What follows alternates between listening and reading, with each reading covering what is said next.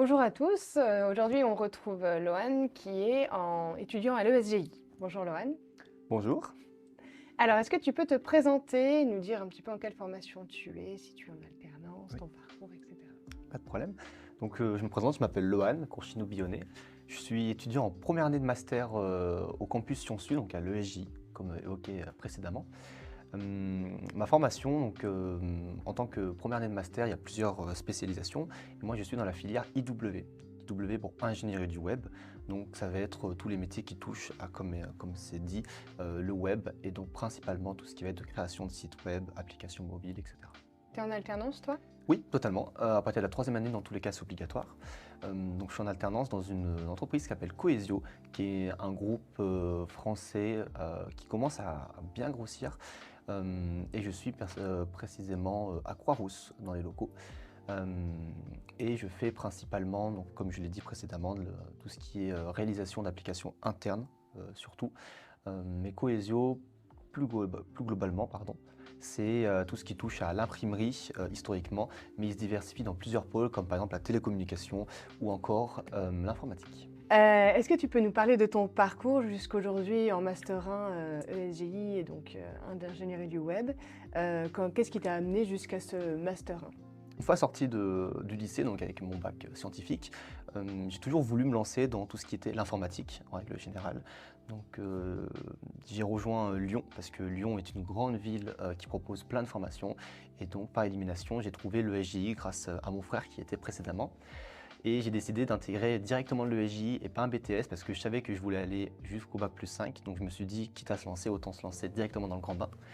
Donc j'ai rejoint la première année de bachelor justement à la sortie de mon bac. Et dès la troisième année, on a choisi une spécialisation qui est ingénierie du web. Alors pourquoi ce choix? Parce que tout simplement, après avoir étudié, on va dire, plein de domaines différents dans l'informatique, là où je me suis trouvé le plus confiant, le plus à l'aise, c'était tout ce qui était développement de sites web et également d'applications. Donc je me suis dit pourquoi pas partir là-dedans. Et me voilà maintenant en première année de master, à enchaîner toutes mes études pour enfin avoir mon diplôme. Est-ce que tu peux nous parler un petit peu de cette formation IW du coup? Bien sûr. Donc la formation IW, je trouve que c'est l'une des formations qui ouvre comment dire, le plus de matières différentes et variées. C'est-à-dire que dans plein de filières de l'informatique, vous allez voir beaucoup de métiers, pardon, de formations qui vont être très techniques. Donc, avec tout ce qui vont être des choses comment dire, qu'on voit en tant que développeur ou en tant que personne informatique, mais qui ne parlent pas aux personnes qui sont comment dire, étrangères à ces métiers. L'avantage de l'IW, c'est que vu que ça touche au web, on va avoir plein de cours qui vont pas forcément être techniques, comme par exemple des cours de communication digitale, donc tout ce qui va être bien savoir utiliser LinkedIn, utiliser les réseaux pour pouvoir étendre ces informations, donc également, comme je l'ai dit, les réseaux sociaux, va y avoir également du marketing, mais aussi, comme je l'ai dit, plein de matières très techniques, et donc on va voir plein de choses différentes. Selon moi, je pense que c'est vraiment la filière qui ouvre le plus de matières diverses. Hmm. C'est quoi ton projet professionnel, toi, en intégrant ce master? Projet professionnel, bien sûr, c'est d'atteindre le diplôme Bac plus 5, parce que c'est quand même un diplôme qui, sur papier, est très important, le fait d'avoir fait 5 ans d'études. Et mon projet professionnel, donc, ça va être, dans un premier temps, une fois mon alternance terminée, d'intégrer un CDI, donc pour pouvoir continuer ce que j'aime faire.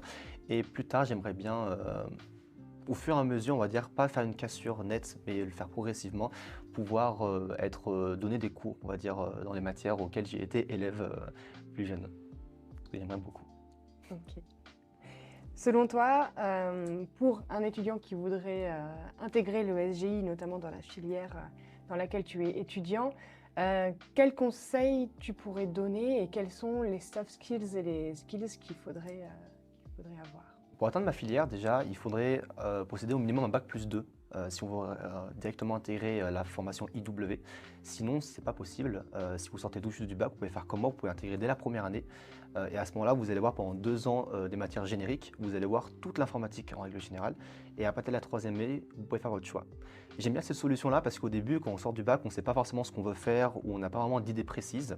Et le fait de se dire j'aime l'informatique et ben, le fait d'aller directement en première année, vous voyez à peu près tout ce qui se passe et c'est là où vous allez vraiment vous rendre compte de ce que vous aimez ou pas dedans et vous allez pouvoir faire un choix qui est plus perspicace d'après moi.